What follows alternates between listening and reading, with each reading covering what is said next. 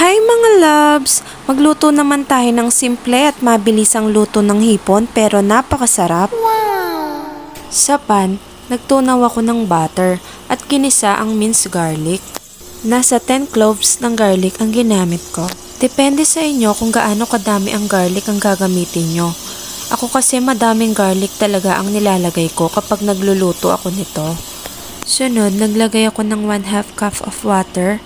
Add ground pepper, oyster sauce, ketchup, at naglagay din ako ng kalahati ng mismo Sprite.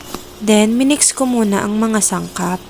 Naalala ko hindi pala ako nakapaglagay ng asin at sugar, kaya naglagay na rin ako. Gusto ko kasi medyo matamis ang sabaw.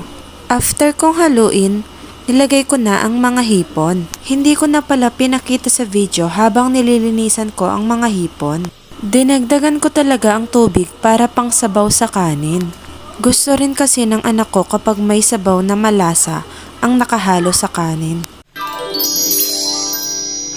At ayan, luto na mga loves. Ihanda nyo na ang isang kalderong kanin dahil talagang mapaparami ang kain nyo sa recipe na ito.